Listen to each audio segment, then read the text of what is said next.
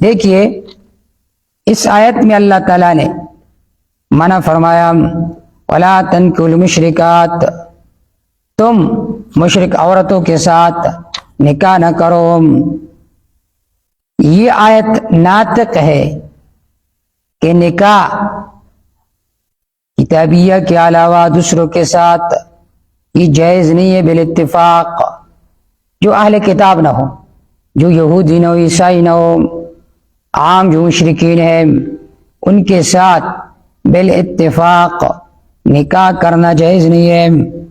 لیکن یہاں پر یہ سوال اٹھتا ہے کہ آیا مشرک کا اطلاق کتابی پر جائز ہے یا نہیں ہے؟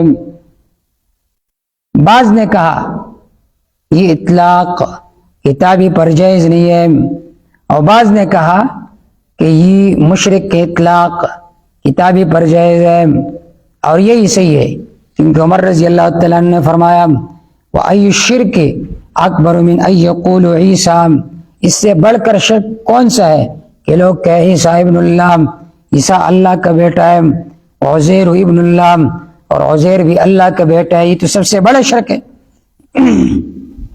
اور نبی صلی اللہ علیہ وسلم نے یہودیوں کو، عیسائیوں کو بھی مشرک کہا ہے، جیسا کہ حدیث پاک میں آتا ہے، بخاری کی روایت ہے، آپ نے فرمایا اخرج المشرکین من جزیرۃ العرب، مشرکین کو جزیرہ عرب سے نکالو۔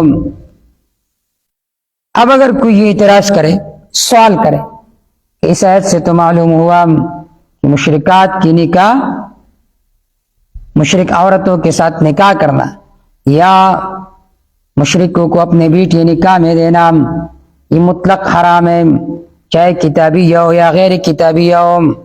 اور سورۃ مائدہ دیکھیے آیت نمبر 5، اس میں تخصیص ہے۔ سورۃ المائدہ آیت نمبر 5،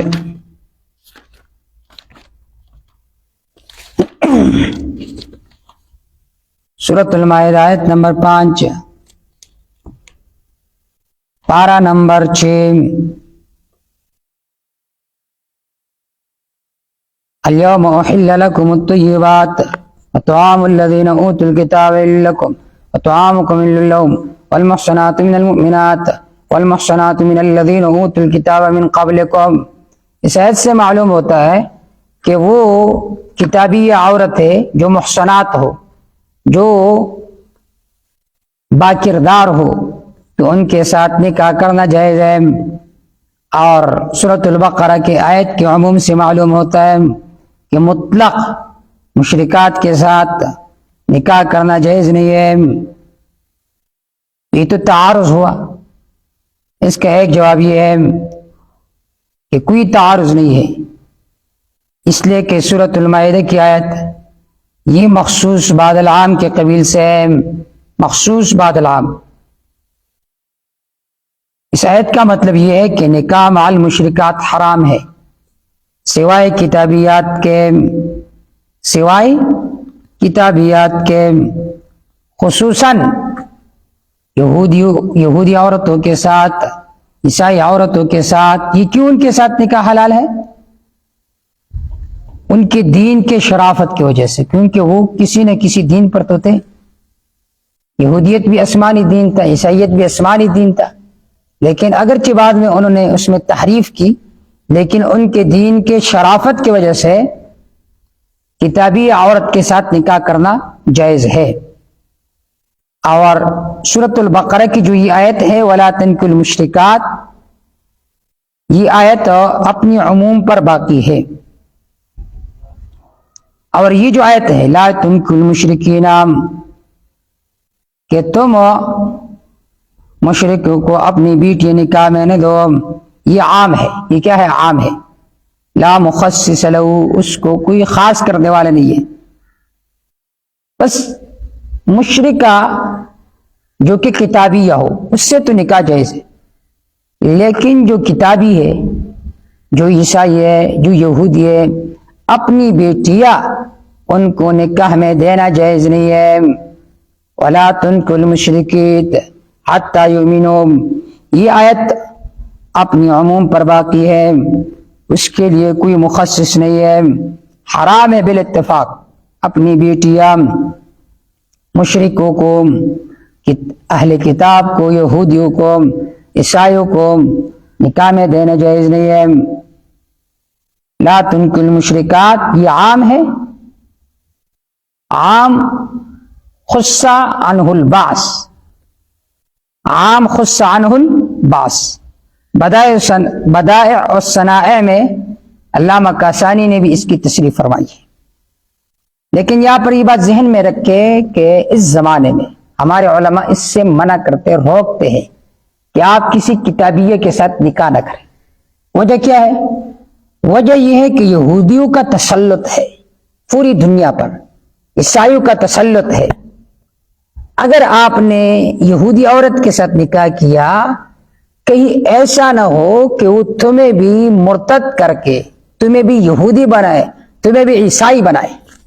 اگر کہیں ظن غالب ہو کہ اس یہودی عورت کے ساتھ اگر میں نے نکاح کیا تو میں اسے مسلمان کروں گا، تو پھر تو گنجائش ہے۔